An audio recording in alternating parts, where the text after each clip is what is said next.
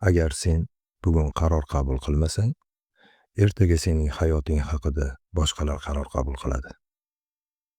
Odamlar nima deydi degan savol bu mulohaza emas, bu zanjir. U seni jim qiladi, sekinlashtiradi va ichingda g'azab yig'adi. Bu audio kitob yoqimli bo'lish uchun emas, bu seni uyg'otish uchun. Bu yerda sen odamlar fikridan chiqib o'z nazoratingga qaytasan. Eshit, qabul qil va boshqar. Birinchi bob. Qul bo'lma. Ko'pchilik buni tan olmaydi. Lekin haqiqat oddiy. Sen o'zing tanlamagan hayotni yashayapsan. Sen qaror qilmagan yo'ldan yuryapsan. Va sen buni hurmat, odoblilik, moslashish deb atayapsan. Aslida esa bu bo'ysunish. Bu yerda gap kambag'allikda emas. Bu yerda gap imkoniyatda emas. Bu yerda gap jasoratda ham emas. Gap ichki holatda. Gap kim ekaningda. Agar sen o'zing xohlamagan hayotni yashayotgan bo'lsang, sen erkin emassan. Agar sen qaror qabul qilishdan oldin doim boshqalarning fikrini o'ylasang, sen mustaqil emassan. Agar sen ichingdan norozilik qilib tashqarida jim bo'lsang, sen kuchli emassan. Qattiq eshitiladi, lekin bu haqiqat. Qul jim bo'ladi. Qul moslashadi. Qul qaror qilmaydi. Ko'p odamlar aynan shunday yashaydi. O'zbek jamiyatida bu juda normal. Otam nima deydi? Onam xafa bo'ladimi? Odamlar noto'g'ri tushunib qolmaydimi? Qo'ni-qo'shni nima deydi? Bu savollar sening hayotingni boshqarib turibdi. Sezmasliging mumkin, lekin ular har kuni sening o'rningga qaror qabul qiladi. Qayerda ishlashingni, qachon uylanishingni, qanday yashashingni, qachon jim turishingni. Mana muammo qayerda. Sen ochiq qarshilik qilmayapsan. Sen shunchaki sekin yo'qolyapsan. Ichingda boshqa hayot bor. Ichingda boshqa ovoz bor. Lekin sen uni bosyapsan. Har safar va har bosganingda ichki g'azab yig'iladi. Bu g'azab qichqirmaydi. Bu g'azab urush qilmaydi. U jim. Jim g'azab eng xavflisi. U tanani charchatadi. U ko'zlarni so'ndiradi. U hayotni sekin o'ldiradi. Sen buni stress deb o'ylayapsan. Sen buni charchoq deb o'ylayapsan. Aslida esa bu o'zingga xiyonat.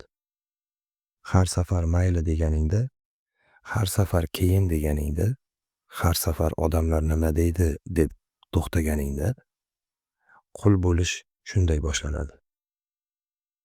Zanjir bilan emas, buyruq bilan emas, jim rozilik bilan.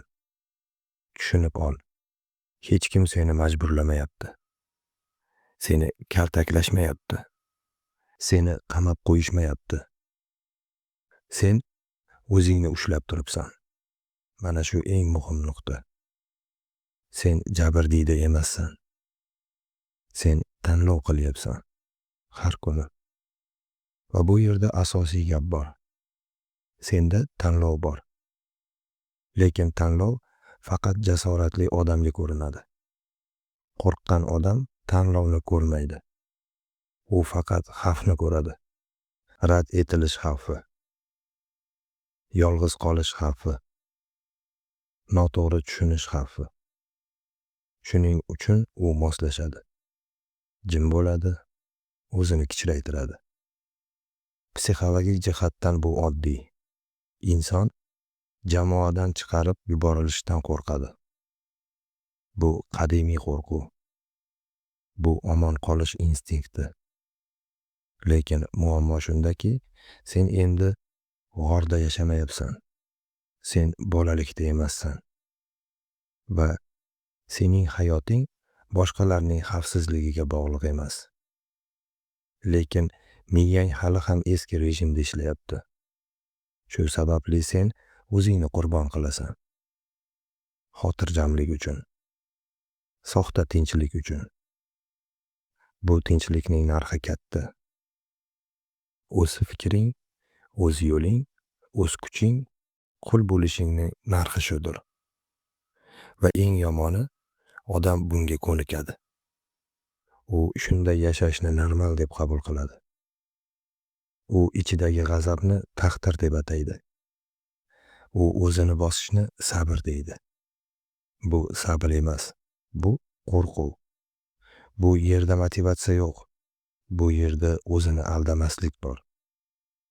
Rostini ayt. Sen nechta qarorni faqat boshqalar rozi bo'lishi uchun qabul qilding? Sen nechta imkoniyatni faqat gap so'z bo'lmasin deb o'tkazib yubording? Sen nechta so'zni yutding? Mana shu yutilgan so'zlar ichingda tosh bo'lib yotadi. Va yana takrorlayman. Qul jim bo'ladi. Qul moslashadi.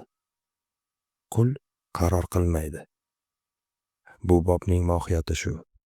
Gap boshqalarga qarshi chiqishda emas. Gap baqirishda emas. Gap isyon qilishda emas. Gap ichki holatda. Sen ichingda qul bo'lmasliging kerak. Ichki erkinlik tashqi shovqinsiz boshlanadi. Ichki nazorat jim qarordan boshlanadi.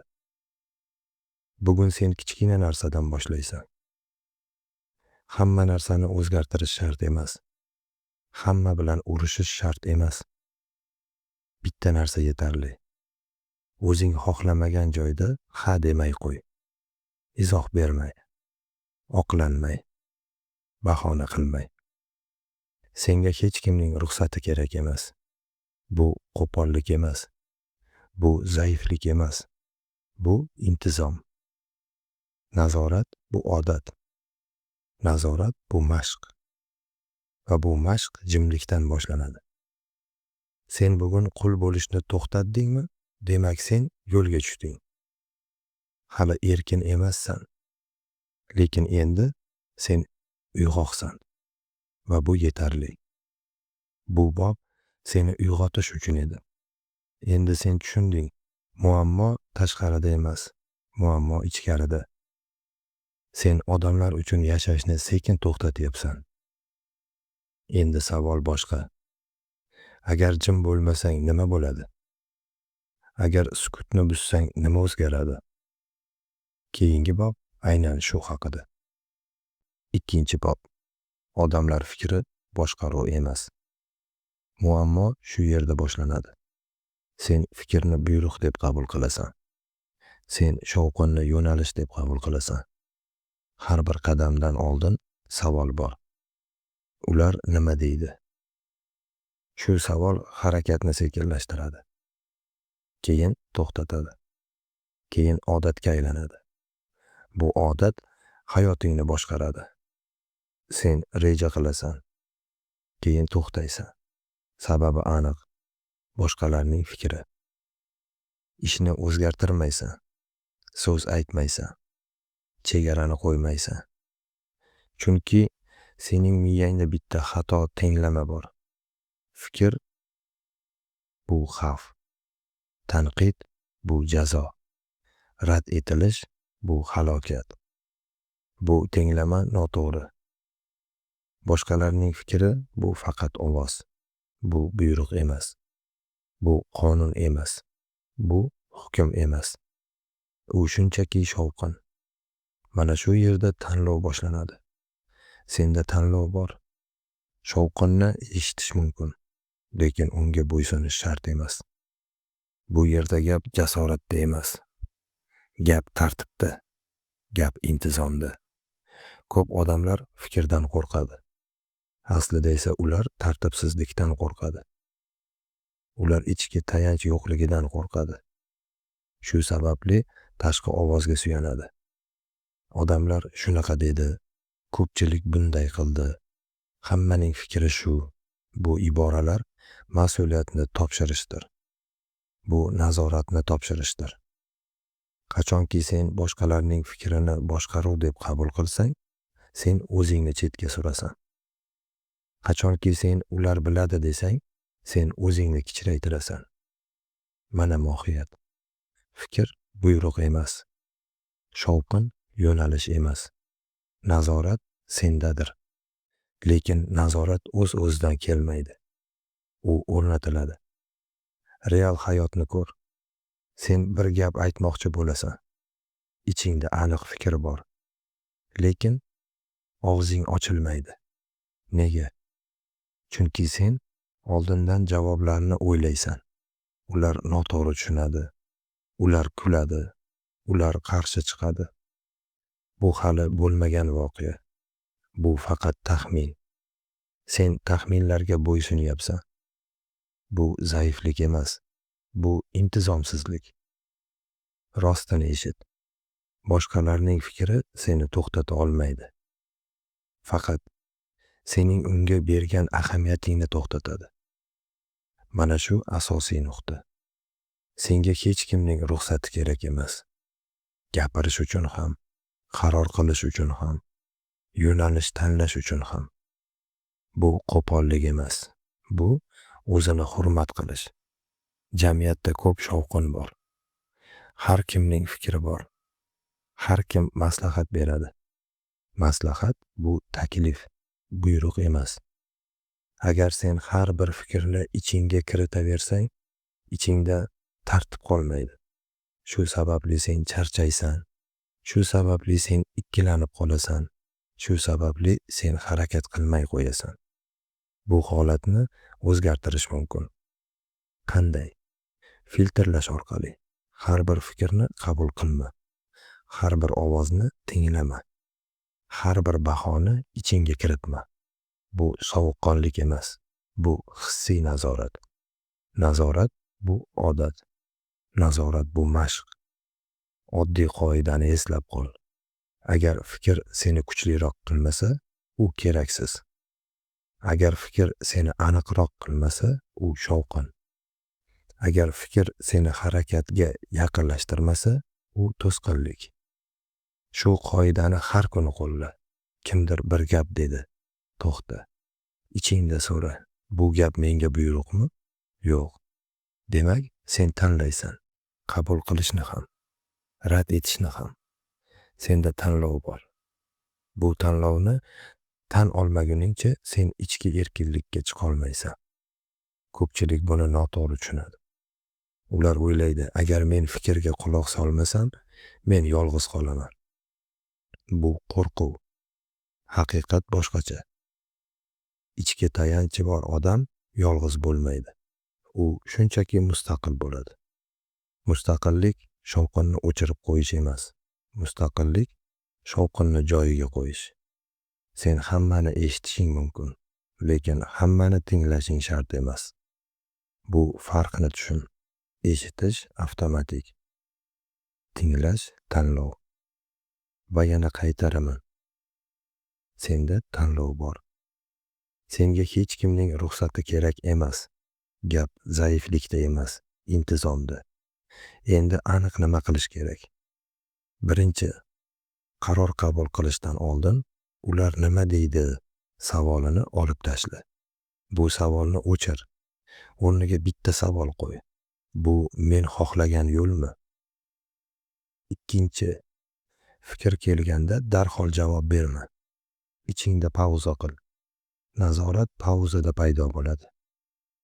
Uchinchi, o'z qaroringni izohlashni to'xtat. Hamma narsaga izoh shart emas. Izoh berish ko'pincha oqlanish. Bu qoidalar oddiy, lekin ular kuchli. Agar sen ularni har kuni bajarsang, ichingda tartib paydo bo'ladi.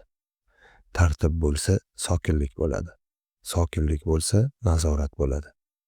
Va yana bir haqiqat. Boshqalarning fikri yo'qolmaydi. Ular gapirishda davom etadi. Bu normal. O'zgarishi kerak bo'lgan narsa sening munosabating. Fikr keladi. Sen ko'rasan. Lekin u seni boshqarmaydi. Mana shu erkinlik. Bu bobning mohiyati shu. Sen tushunding. Odamlar fikri boshqaruv emas. U shunchaki fon. Asosiy ovoz ichkarida bo'lishi kerak. Sen endi harakatni kechiktirmaysan. Chunki sen shovqinni buyruq deb qabul qilmayapsan. Bu hali oxiri emas. Chunki jimlik bor. Va jimlik ichida yig'ilgan g'azab bor. Sen fikrdan ajrala boshlading. Endi ichingda to'plangan bosimni ko'rish vaqti keldi. Keyingi bob shuni ochadi. 3-bob. Jimlik ichida yig'ilgan g'azab. Tashqaridan qaraganda hammasi tinch. Sen janjal qilmayapsan. Sen bahslashmayapsan. Sen moslashyapsan. Lekin ichingda bosim bor. Bosim har kuni oshadi. Va sen buni sezasan. Bu oddiy charchoq emas. Bu asab emas. Bu ichki g'azab. Sen norozisan, lekin aytmaysan. Sen rozi emassan, lekin sukut qilasan. Mana muammo shu yerda. Jimlik har doim kuch emas. Ko'pincha jimlik qo'rquv. Ko'pincha jimlik kechiktirilgan portlash. Aytilmagan haqiqat yuk. Bu yuk yelkalaringda emas. Bu yuk ichingda. U uyquni buzadi. U diqqatni yo'qotadi. U harakatni sekinlashtiradi. Sen buni hammasi joyida deb ataysan. Aslida esa ichkarida urush ketyapti. Real holatni ko'r. Kimdir chegarangdan o'tadi. Sen sezasan, lekin indamaysan. Kimdir qaroringni mensimaydi. Sen bilasan, lekin sukut qilasan. Kimdir seni kamsitadi. Sen ichingda yonasan. Lekin tashqarida tabassum. Bu holat takrorlanadi. Yana va yana. Har safar sen jim qolsang, g'azab ichkariga tushadi. U chiqmaydi. U yig'iladi.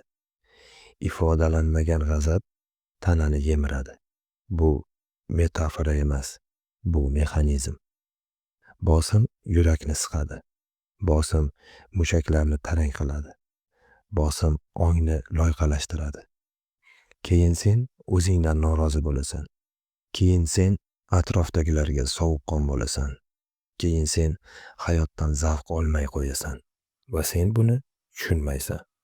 Mana mohiyat. G'azab yomon emas. G'azab signal. Ichki bosim signal. Signalni eshit. Bu signal shuni aytyapti. Chegara buzildi. Sen o'zingni sotding. Bu sen xohlagan yo'l emas. Lekin sen signalni o'chiryapsan. Sukut bilan, moslashish bilan, oqlanish bilan. Bu zaiflik emas. Intizomsizlik. Sokin intizom nimadan boshlanadi? Haqiqatni tan olishdan. Rostini ayt. Sen jim qolganingda kuchli bo'lmaysan. Sen jim qolganingda qulay bo'lasan. Boshqalar uchun. O'zing uchun emas. Bu yerda tanlov bor. Senda tanlov bor. Yutib yuborish yoki aytish. Bosish yoki belgilash. Bu tanlov baqirishni talab qilmaydi. Bu tanlov drama talab qilmaydi. Bu tanlov aniqlik talab qiladi. Aniqlik bu qisqa so'z. Aniqlik bu sokin ohang. Aniqlik bu ichki tayanch. Senga hech kimning ruxsati kerak emas. Haqiqatni aytish uchun, chegarani qo'yish uchun. Bu qo'pollik emas. Bu o'zini himoya qilish. Jamiyatda bitta xato tushuncha bor. Jim bo'lsang, aqlli bo'lasan. Yo'q. Jim bo'lsang, bosim yig'asan. Bosim yig'ilsa, ichingdan yemirilasan. Haqiqiy kuch sokin ifodada. Haqiqiy kuch aniq chegarada. Bu yerda gap hissiyotda emas. Gap nazoratda. Nazorat bu odat. Nazorat bu mashq. G'azabni bostirish emas, g'azabni boshqarish. Farqni tushun. Bostirish ichkariga tiqish. Boshqarish yo'nalish berish. Endi aniq nima qilish kerak? Birinchi qadam sezish. Bosim qayerdan paydo bo'lyapti? Qaysi vaziyatda iching siqilyapti? Bu savollarni e'tiborsiz qoldirma. Bu signal. Ikkinchi qadam. Nomlash. Ichingda ayt. Bu menga to'g'ri kelmaydi. Bu chegaradan o'tdi. Nomlanmagan his nazorat qilinmaydi. Uchinchi qadam. Sokin ifoda. Bitta gap yetarli. Qisqa, aniq. Iltimos, bunday qilmang. Bu menga to'g'ri kelmaydi. Men buni qabul qilmayman. Izohsiz, oqlanmasdan, bahonasiz. Bu zaiflik emas, intizom. Ko'pchilik qo'rqadi. Shunda munosabat buziladi. Haqiqat boshqacha. Agar munosabat faqat sening sukuting hisobiga turib turgan bo'lsa, u allaqachon buzilgan. Sokin ifoda munosabatni buzmaydi. U faqat yolg'on muvozanatni yo'q qiladi. Va yana eslab qol. Senda tanlov bor. Senga hech kimning ruxsati kerak emas. Nazorat bu odat. Bu odatni kichik vaziyatlarda mashq qil. Har kuni bir marta ayt. Keyin yana bir marta. Keyin odatga aylanadi. Shunda g'azab yig'ilmaydi. Shunda bosim chiqadi. Shunda ichingda sokinlik paydo bo'ladi. Sokinlik boshliq emas. Sokinlik kuch. Bu bobning mohiyati shu. Aytilmagan haqiqat yuk. Ichki bosim signal. Signalni eshit. Sen jimlikni buzishni o'rganyapsan.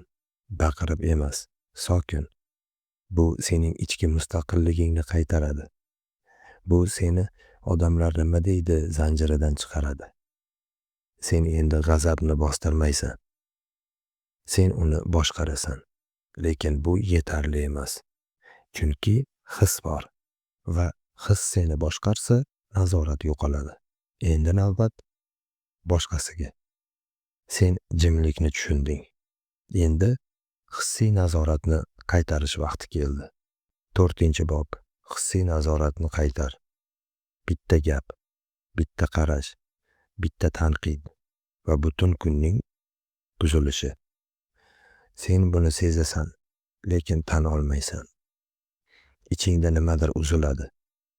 Diqqating ketadi. Harakating sekinlashadi. Bu holat tasodif emas. Bu zaiflik ham emas. Bu avtomatik reaksiya. Tanqid keladi. Miya darhol javob berdi. Hissiyot oldinga chiqdi. Nazorat chetga surildi. Mana muammo. Reaksiya avtomatik. Nazorat ongli. Ko'pchilik shu joyda adashadi. Ular o'ylaydi. Men shunaqaman. Yo'q, sen shunaqa bo'lib qolmagansan. Sen mashq qilmagansan. Hissiy nazorat tug'ma emas. U o'rnatiladi. U mashq qilinadi. Real hayotni ko'r.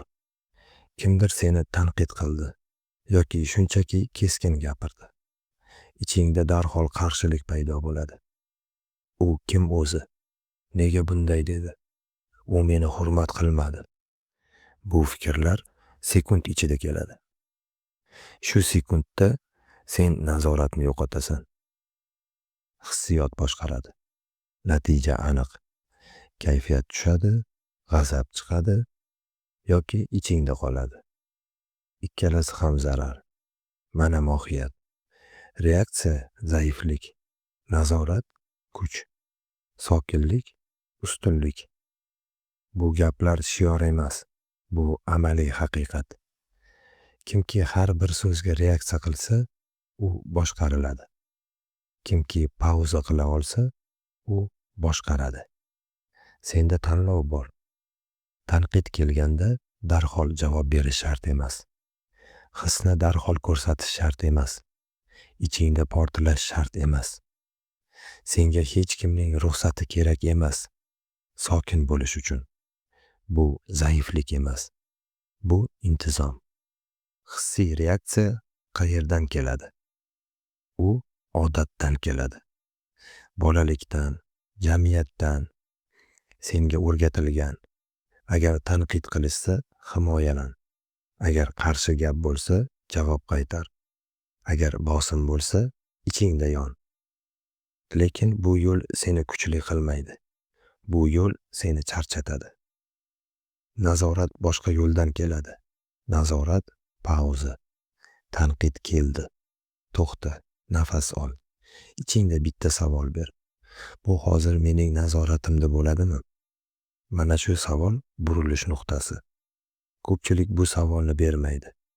Shuning uchun ularning kuni boshqalarning og'zida. Bir gap aytildi.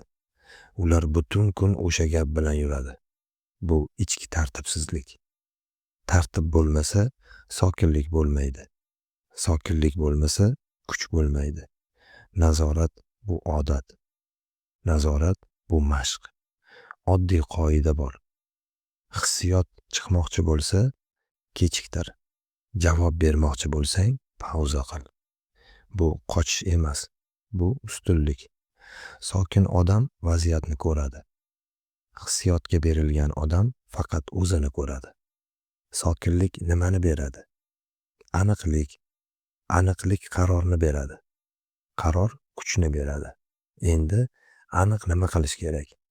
Birinchi, triggerlarni tanib ol. Qaysi gap seni tez chiqaradi? Qaysi odam seni izdan chiqaradi? Bular tasodif emas. Bu mashq maydoni. Ikkinchi, tanqidni faktga ajrat. Gapning ichida fakt bormi? Yoki bu faqat baho va hissiyotmi? Agar fakt bo'lsa, ol.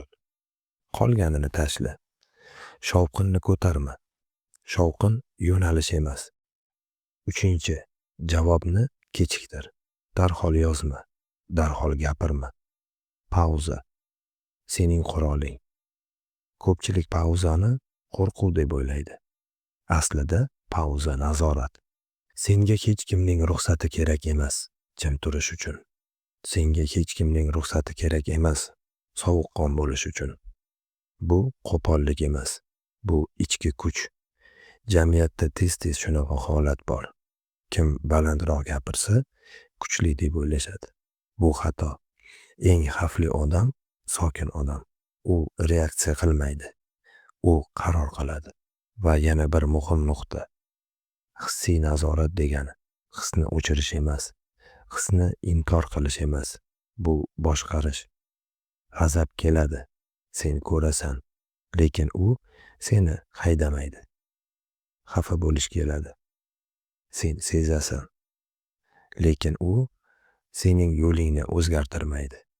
Bu mashq bilan keladi. Bugun chiqmaydi. Ertaga ham to'liq chiqmaydi. Lekin har safar pauza qilganingda sen kuch yig'asan. Va yana takrorlayman. Reaksiya zaiflik. Nazorat kuch. Sokinlik ustunlik. Bu bobning mohiyati shu. Agar sen hissiy nazoratni qaytarsang, odamlar nima deydi savoli kuchini yo'qotadi. Chunki u savol hissiyotdan oziqlanadi. Sen sovuqqon bo'lsang, savol o'chadi. Sen pauza qilsang, nazorat qaytadi. Endi sen tanqidga qul emassan. Endi sen bir gapga kuningni topshiradigan odam emassan. Lekin bu hammasi emas. Chunki ko'pchilik boshqa joyda yiqiladi. Ular yoqishga urinadi. Hamma uchun qulay bo'lishga urinadi. Bu esa boshqa tuzoq. Sen hissiy nazoratni qaytarding. Endi navbat yoqishga urinishni to'xtatishingda. 5-bob. Yoqishga urinishni to'xtat. Sen charchagansan, lekin tan olmaysan. Chunki sen doim qulay bo'lishga harakat qilyapsan. Hamma uchun. Biriga yoqish, birini ranjitmaslik, birining ko'nglini olish va oxir oqibat o'zingni yo'qotish. Mana muammo shu yerda. Sen hammani rozi qilishga urinib yashayapsan. O'zingni esa oxirgi o'rinda. Har doim. Bu tasodif emas. Bu odat. Yoqish ehtiyoji tashqaridan kelmaydi. U ichkarida. Tasdiq izlash. Ma'qullanish kutish. Yaxshi odam bo'lishga urinish. Bu chiroyli eshitiladi. Lekin bu seni kuchsiz qiladi. Rostini eshit. Yoqishga urinayotgan odam yetakchi bo'la olmaydi. U faqat moslashadi. U faqat kutadi. Kutadi. Maqtovni, rozilikni, tasdiqni. Va shu paytda nazorat yo'qoladi. Mana mohiyat. Yoqish strategiya emas. Bu omon qolish refleksi. Bolalikda bu ishlagan. Hozir yo'q. Hozir bu seni sekin yemiradi. Real hayotni ko'r. Sen yo'q demoqchisan, lekin mayli deysan. Chunki kimnidir xafa qilging kelmaydi. Sen charchagansan, lekin yordam beraverasan. Chunki yomon ko'rinmaslik kerak. Sen rozi emassan, lekin kulib turasan. Chunki nima deydi degan savol turibdi. Mana shunday qilib, sen o'zingni oxiriga surasan. Bu zaiflik emas, bu intizomsizlik. Senga hech kimning ruxsati kerak emas, o'zingni tanlash uchun. Bu egoizm emas, bu ichki tartib. Tasdiq izlash nimaga olib keladi? Ichki bo'shliqqa. Chunki tasdiq hech qachon yetarli bo'lmaydi. Bugun maqtashdi, ertaga unutishdi. Keyin yana kutasan. Bu cheksiz aylana. Hurmat boshqacha tug'iladi. Hurmat sokinlikdan tug'iladi. Aniqlikdan, chegaradan. Kimki o'z chegarasini bilsa, uni hurmat qilishadi. Kimki hamma uchun qulay bo'lsa, undan foydalanishadi. Bu qattiq haqiqat. Lekin haqiqat. Yoqishga urinib, sen shuni yo'qotasan. Aniqlik, ishonch, og'irlik. Sening so'zing yengil bo'lib qoladi. Chunki sen o'zingni himoya qilmaysan. Mana asosiy nuqta. Senda tanlov bor. Yoqish yoki hurmat. Birini tanlaysan. Ikkalasini bir vaqtda olmaysan. Hurmat uchun ba'zan yoqmaslik kerak. Ba'zan jim turmaslik kerak. Ba'zan yo'q deyish kerak. Bu qo'pollik emas. Bu intizom. Nazorat bu odat. Nazorat bu mashq. Yoqishga urinishni to'xtatish ham mashq. Qanday boshlanadi? Kichik narsalardan. Har safar yo'q demoqchi bo'lib, ha deganingda to'xta. Bir soniya pauza qil. O'zingdan so'ra, men hozir kimni tanlayapman? Agar javob ularni bo'lsa, bu signal. Ichki bosim yana yig'ilayapti. Bu signalni o'chirma. Eshit. Senga hech kimning ruxsati kerak emas. Rad etish uchun. Rad etish uchun janjal emas. Rad etish uchun tushuntirish emas. Rad etish uchun qaror qabul qilish kerak. Qisqa, aniq, sokin. Yo'q. Bu menga to'g'ri kelmaydi. Men hozir buni qilmayman. Shu yetarli. Izoh bermasang ham bo'ladi. Oqlanmasang ham bo'ladi. Oqlanish tasdiq izlashdir. Tasdiq izlash qullikdir. Buni aniq tushun. Yoqishga urinish seni charchatadi. Hurmat esa seni barqaror qiladi. Barqaror odamga bosim kam ishlaydi. Chunki u ichkaridan turg'un. Jamiyatda shunaqa xato fikr bor. Hamma bilan yaxshi bo'lsang, yengil yashaysan. Yo'q. Hamma bilan yaxshi bo'lsang, o'zing bilan yomon yashaysan. Ichki qarama-qarshilik paydo bo'ladi. G'azab yig'iladi, sukut chuqurlashadi. Bu seni oldingi boblarda ko'rdik.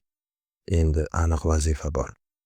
Birinchi, har kimni rozi qilish majburiyatini olib tashla. Bu sening vazifang emas.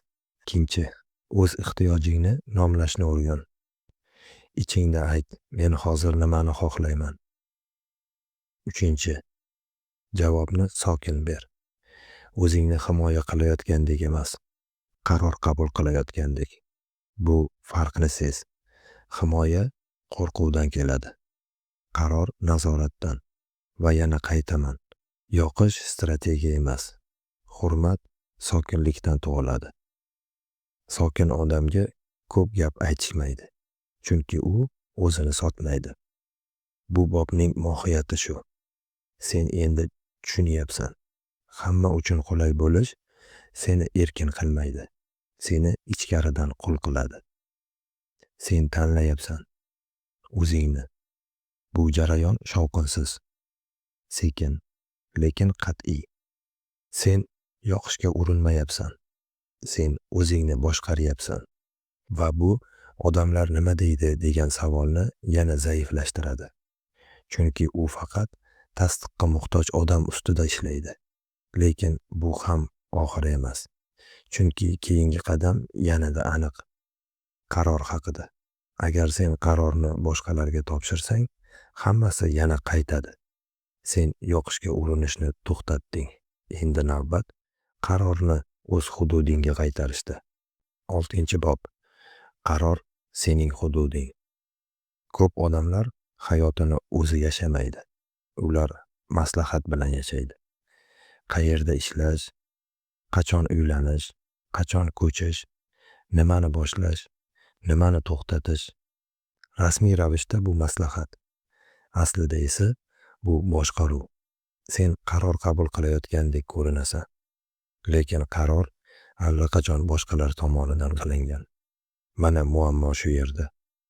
Qaror shaxsiy hudud. Bu hududga kirishga hech kimning haqqi yo'q. Lekin sen o'zing eshikni ochyapsan. Har safar bir maslahat berib turing. Qanday qilay? Siz nima deysiz? Bu savollar begunoh ko'rinadi. Lekin ularning narxi katta. Mas'uliyatni topshirgan odam kuchni ham topshiradi. Bu qonun. Agar qarorni sen qabul qilmasang, natija ham seniki bo'lmaydi. Lekin oqibat baribir seni topadi. Mana paradoks. Boshqalar qaror qiladi. Sen yashaysan. Va keyin ichingda norozilik paydo bo'ladi. Nega hayotim bunday? Nega ichim to'lmaydi? Nega o'zimni joyimda his qilmayapman? Chunki sen o'z hududingni bergansan. Real hayotni ko'r. Ota-ona aytadi, buni qil. Do'st aytadi, bunday qilma. Jamiyat aytadi, odamlar nima deydi? Sen eshitasan, keyin aralashasan, keyin charchaysan. Qaror yo'q, faqat shovqin bor. Mana mohiyat. Maslahat bu variant, buyruq emas. Lekin sen variantni majburiyatga aylantiryapsan. Bu sening tanloving. Senda tanlov bor. Eshitish mumkin, lekin bo'ysunish shart emas. Bu qo'pollik emas. Bu ichki chegarani tiklash. Qaror mening ishim. Natija mening javobgarligim. Bu iboralarni yodlab ol. Takrorla, ichingda o'rnat. Ko'pchilik qarordan qo'rqadi. Sababi oddiy. Qaror javobgarlik. Javobgarlik yolg'izlik. Agar sen qaror qilsang, aybni boshqaga yuklay olmaysan. Bu qo'rqinchli. Shuning uchun odamlar maslahatga yashirinadi. Men emas, shunday deyishdi. Bu himoya. Lekin bu himoya seni kichraytiradi. Rostini eshit. Yetuk odam qaror qabul qiladi.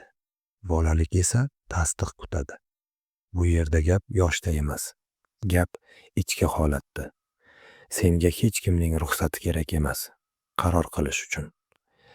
Senga hech kimning ruxsati kerak emas yo'l tanlash uchun. Bu zaiflik emas. Bu intizom. Nazorat bu odat. Nazorat bu mashq.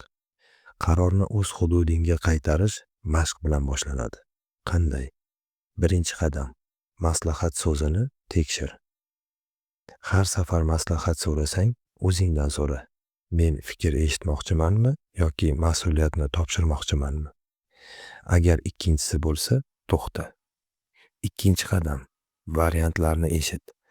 Lekin tanlovni ichingda qil. Boshqalar gapirsin. Sen yozib ol, lekin qarorni baland ovozda o'zing qabul qil. Ichingda ayt, men tanladim. Uchinchi qadam. Natijani qabul qil.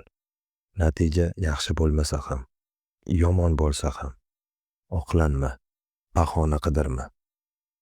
Natija mening javobgarligim.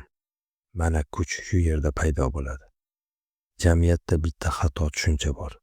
Agar kattalardan so'ramasang, hurmatsizlik. Yo'q. Hurmat qarorni topshirish emas.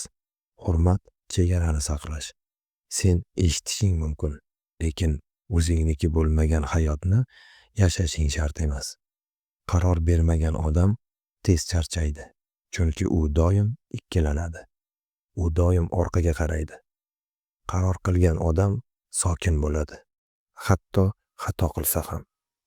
Chunki ichkarida aniqlik bor. Aniqlik bu kuch. Lekin xato qilsan-chi, xato bo'ladi. Bu normal. Lekin xato seniki bo'lsa, u seni o'stiradi. Boshqaniki bo'lsa, seni sindiradi. Mana farq. Qaror hududi bo'sh qolsa, u yerga boshqalar kiradi. Bu doim shunday. Agar sen qaror qilmasang, jamiyat qiladi. Agar sen yo'l tanlamasang, seni yo'naltirishadi. Bu shunchaki mexanizm. Shuning uchun bu bob muhim. Qaror sening hududing. Bu hududni qaytar. Bugun bitta qaror qabul qil. Kichik bo'lsa ham. Hech kim bilan maslahatlashmasdan, izoh bermasdan, oqlanmasdan va natijani qabul qil. Shu bilan sen ichki mustaqillikni mashq qilasan. Yana takrorlayman. Qaror mening ishim. Natija mening javobgarligim. Bu gapni o'zingga qayta-qayta ayt. Bu bobning mohiyati shu. Sen endi tushunyapsan. Odamlar nima deydi? Faqat qaror bo'sh joy qolganda ishlaydi. Qaror aniq bo'lsa, shovqin kuchsizlanadi. Sen o'z hududingni qaytaryapsan. Sokin, shovqinsiz. Lekin bu hali oxir emas. Qaror qabul qilish yetarli emas. Qarorda turish kerak. Bosim keladi, qarshilik bo'ladi, sinov bo'ladi. Shu yerda ruhiy mustahkamlik kerak bo'ladi. Sen qarorni qaytarding. Endi uni ushlab turishni o'rganishing kerak. 7-bob. Ruhiy mustahkamlikni qur. Bosim keladi. Bu aniq. Qarshilik chiqadi. Bu ham aniq. Savol bitta. Sen sinasanmi yoki mustahkamlanasanmi? Ko'pchilik sinadi. Tez. Bir tanqid yetadi. Bir gap, bir qarash, bir mish-mish. Butun ichki holat buziladi. Reja to'xtaydi. Qaror so'roq ostiga olinadi. Mana muammo. Ruhiy mustahkamlik yo'q joyda odamlar nima deydi hukmron bo'ladi. Bu bog'liq. Agar sen ichkaridan kuchsiz bo'lsang, tashqi bosim seni boshqaradi. Agar sen ichkaridan mustahkam bo'lsang, bosim seni chiniqtiradi. Mana mohiyat. Ruhiy mustahkamlik tug'ma emas. Bu muhim. Bu xarakter emas. Bu omad emas. Bu mashq natijasi. Nazorat bu odat. Mustahkamlik ham odat. Lekin ko'pchilik buni noto'g'ri tushunadi. Ular o'ylaydi, bir kun kelib kuchli bo'lib qolaman. Yo'q, hech qachon o'zi kelmaydi.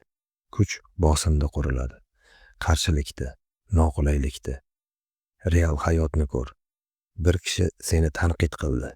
Sen nima qilding? Ichingda g'azab, til jim. Keyin uyga borib o'ylaysan. So'zlarni qayta-qayta aylantirasan. Bu zaiflik emas. Bu avtomatik reaksiya. Lekin avtomatik reaksiya nazorat yo'qligi belgisi. Reaksiya zaiflik. Nazorat bu kuch. Buni aniq tushun. Ruhiy mustahkam odam darhol javob bermaydi. U kutadi. U kuzatadi. U tanlaydi. Senda tanlov bor. Har bir vaziyatda ikki yo'l bor. Reaksiya yoki nazorat. Reaksiya tez, nazorat sokin. Reaksiya seni bo'shatadi. Nazorat seni yig'adi. Bosim ostida qanday tutishing sening ichki darajangni ko'rsatadi. Agar sen har bosimda sinaversang, muammo tashqarida emas. Muammo ichkarida. Mana rost. Jamiyat bosim qiladi. Doim qilgan. Qiladi ham. Bu o'zgarmaydi. O'zgaradigan yagona narsa sening ichki javobing. Bosimni yo'qotib bo'lmaydi. Lekin unga bo'lgan munosabatni o'zgartirish mumkin. Bosim mashq.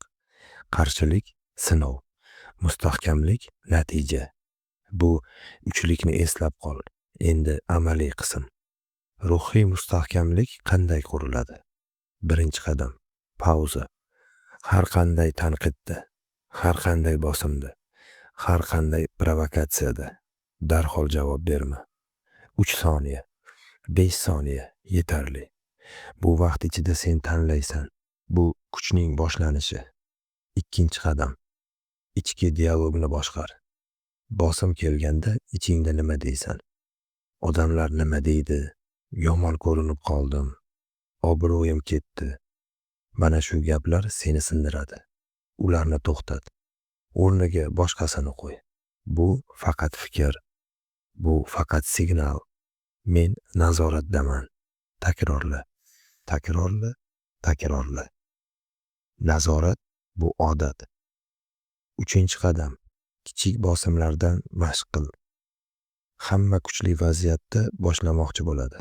Xato. Kichik joydan boshlaysan. Kimdir norozi bo'ldi. Jim qol. Ichingda barqaror qol. Kimdir tanqid qildi. Oqlanma. Kuzat. Kimdir bosim qildi. Qarorni esla. Bu mayda mashqlar, lekin ular poydevor. Mustahkamlik katta g'alabada emas, kundalik sokinlikda quriladi. Ko'pchilik sokinlikni zaiflik deb o'ylaydi. Bu yolg'on.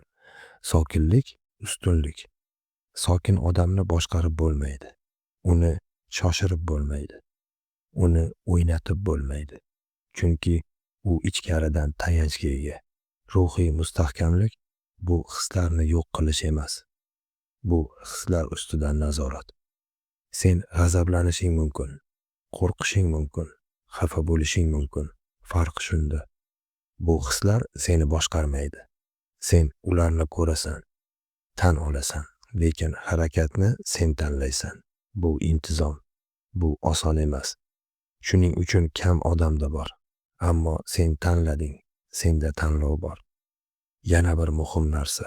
Ruhiy mustahkamlik yolg'izlikni ham o'z ichiga oladi. Hamma tushunmaydi, hamma qo'llamaydi. Bu normal. Agar sen har doim qo'llab-quvvatlash izlasang, mustahkam bo'la olmaysan.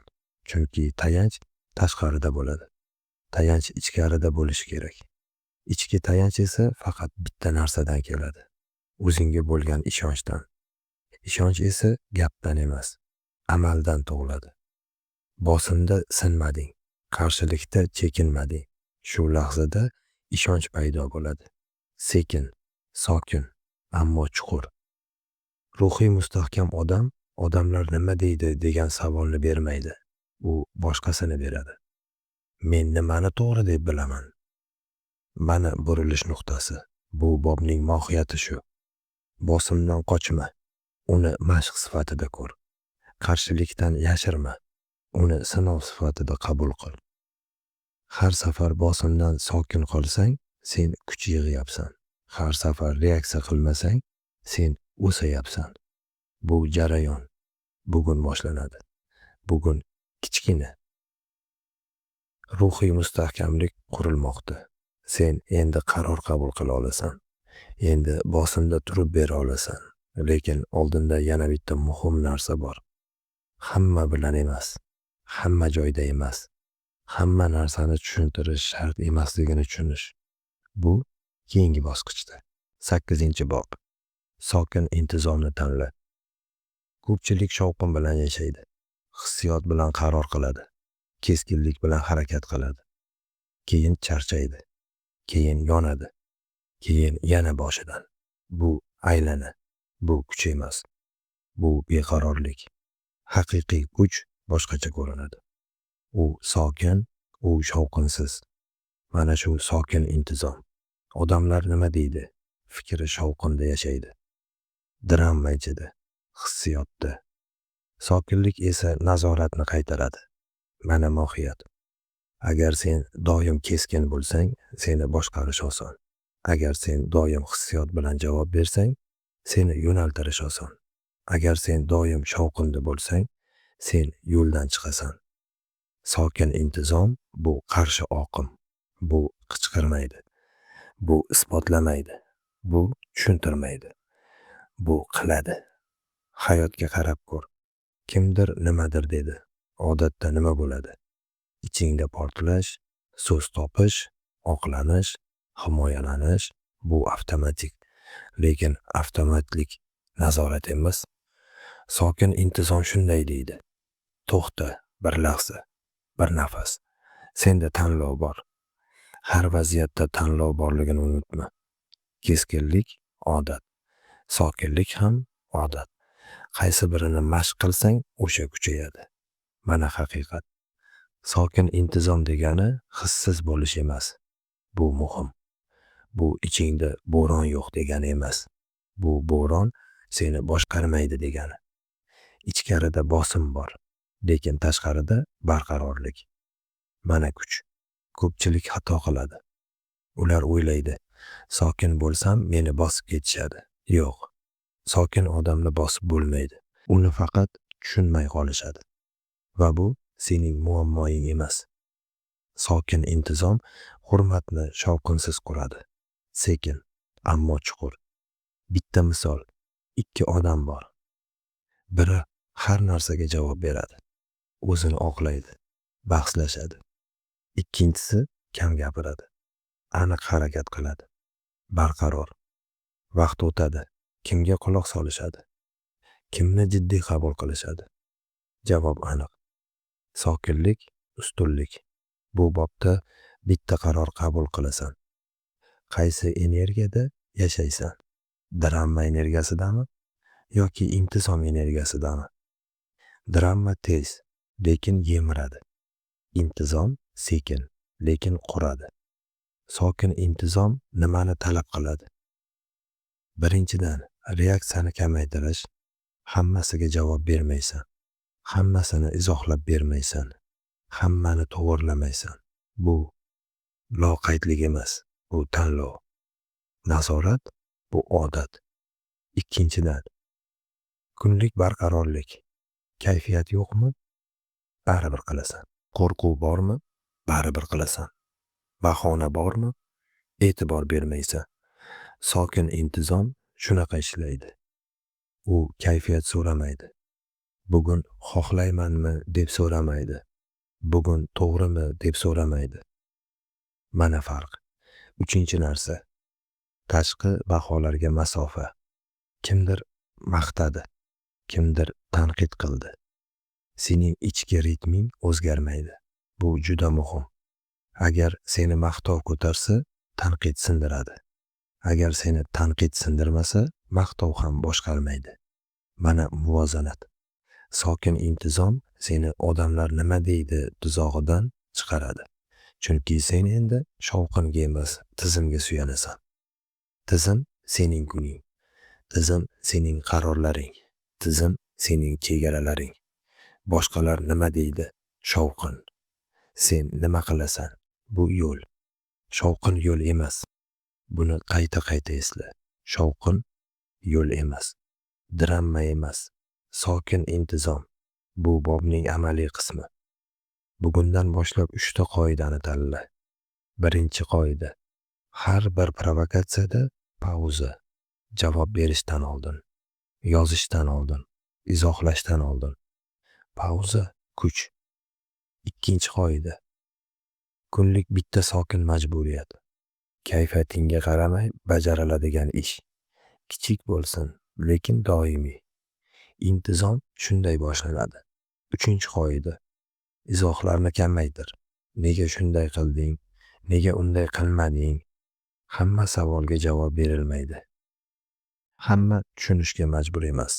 Bu qo'pollik emas. Bu chegaradir. Chegarasi bor odamni boshqarish qiyin. Chegarasi yo'q odamni oson. Tanla.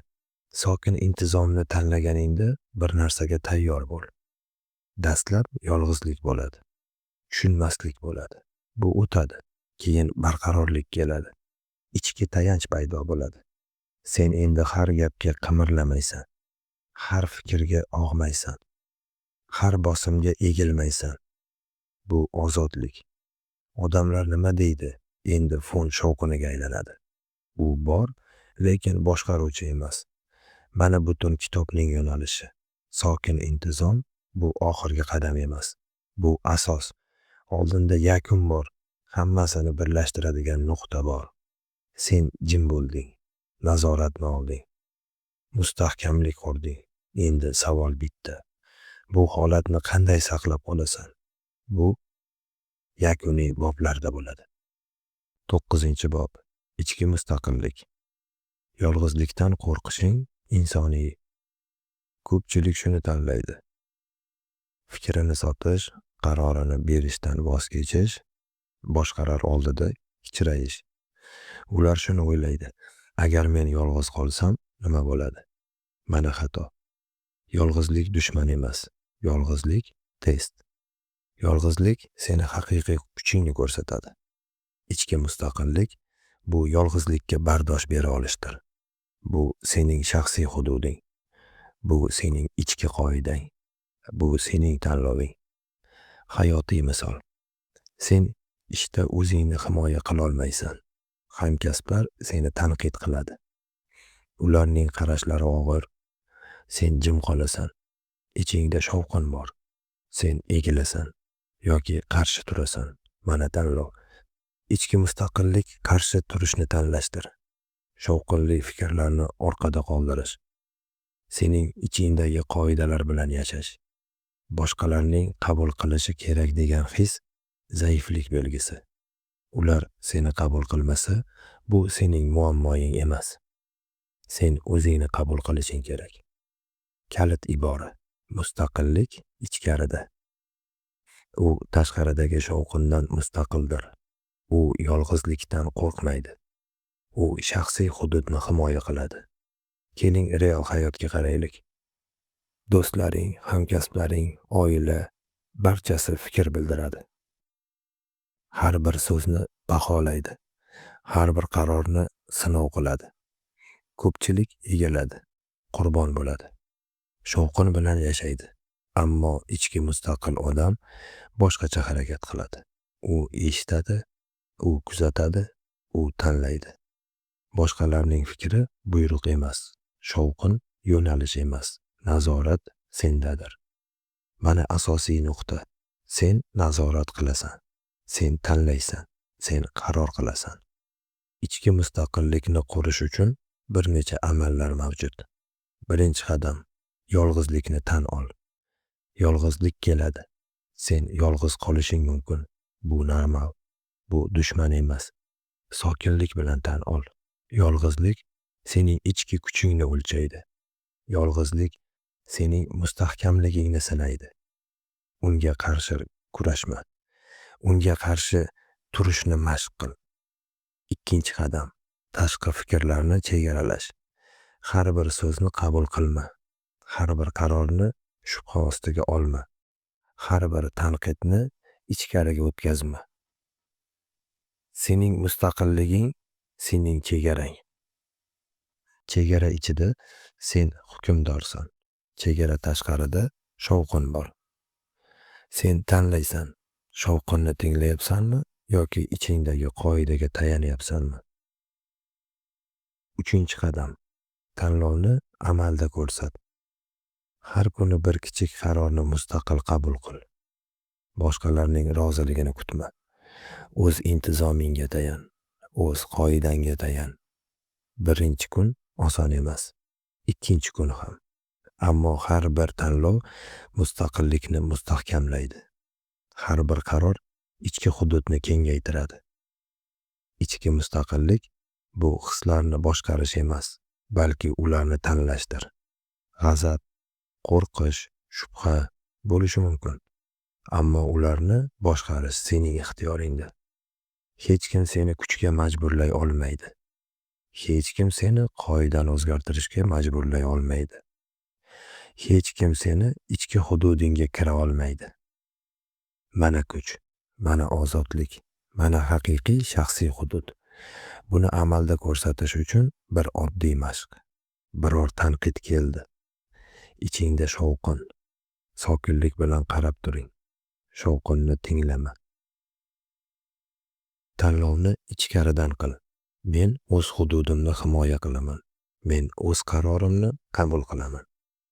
Takrorla, takrorla, takrorla. Bu avtomatizmga aylanadi. Sen ichkaridan mustahkam bo'lasan. Sen tashqaridagi odamlar nima deydi shovqiniga qo'shilmaysan. Ichki mustaqillikni saqlash shuni anglatadi. Sen yolg'iz bo'lsang ham barqarorsan. Sen tanqidga duch kelsang ham nazoratdasan.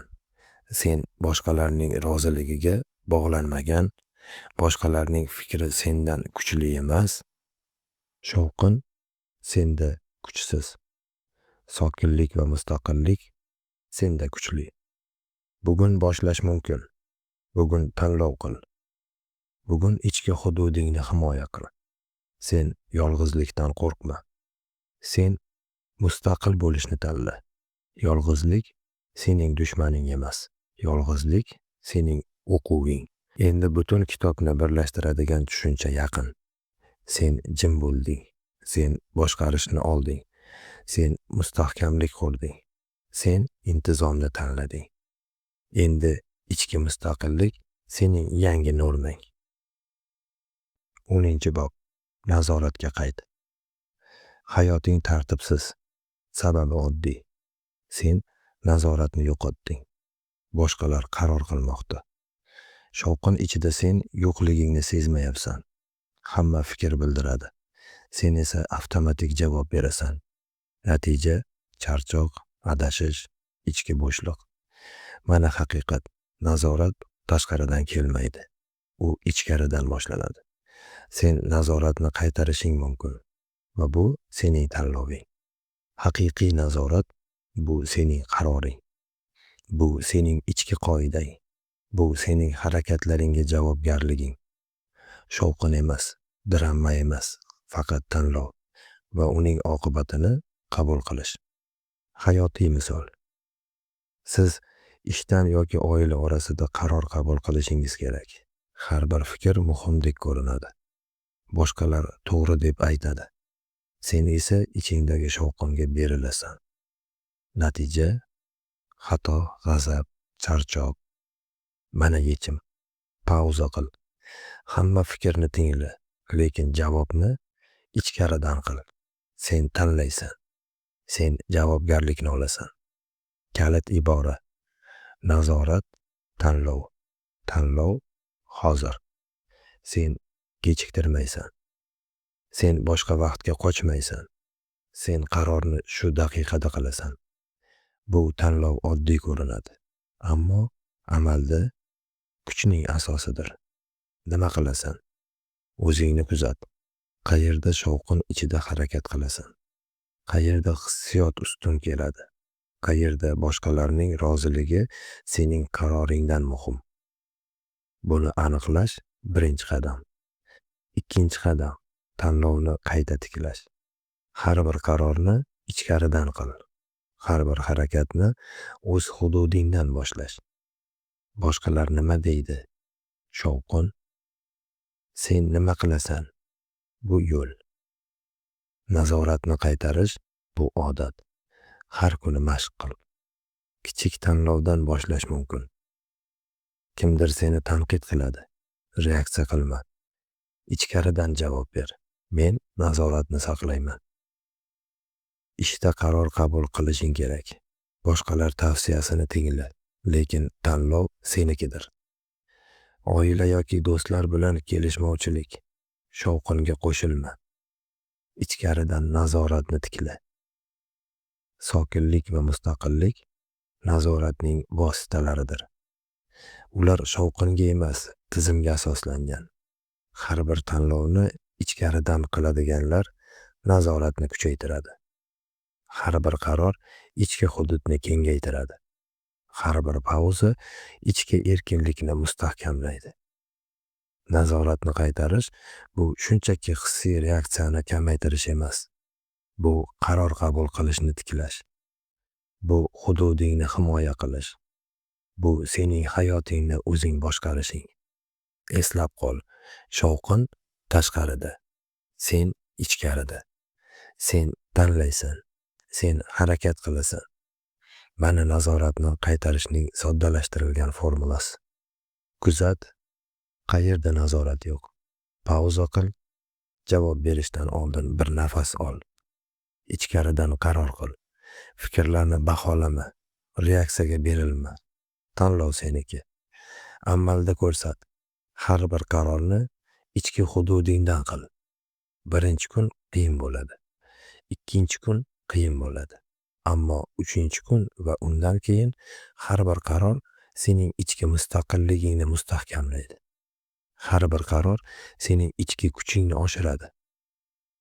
Har bir qaror odamlar nima deydi shovqinini ortda qoldiradi.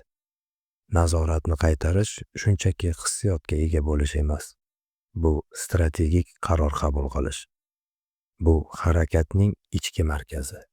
Bu sening yangi normang. Shovqin va drama endi seni boshqarmaydi. Sen nazoratni tiklading. Sen tanlovni olding. Sen o'z hududingni himoya qilasan. Har bir qaror sening nazorating. Har bir javob sening kuching. Har bir pauza sening erkinliging. Mana natija. Tartib, kuch, ichki barqarorlik. Hayot endi tashqaridagi shovqin bilan emas, ichki qoidalaring bilan boshqariladi. Sokinlik, intizom va mustaqillikning yakuni shu. Sen jim bo'lding. Sen boshqarishni olding. Sen mustahkamlik qurding. Sen intizomni tanlading. Sen ichki mustaqillikka erishding. Endi nazorat qaytdi. Bu yakuniy qarorning bosqichi. Sen hayotingni o'zing boshqarishing mumkin. Boshqalarning shovqini faqat fon. Sen endi bilasan, odamlar nima deydi? Bu savol emas. Bu qochish.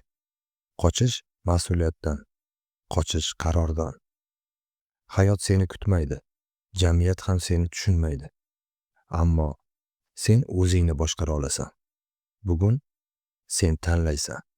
Yo odamlar uchun yashaysan, yo hayotingni o'z nazoratingga olasan. Sokin bo'l, qattiq bo'lma, barqaror bo'l. Va hozirdan boshlab qarorlarni o'zing qabul qil. Bugun bitta qaror qil. Hech kimga izoh bermay. Shu bilan sen boshlaysan.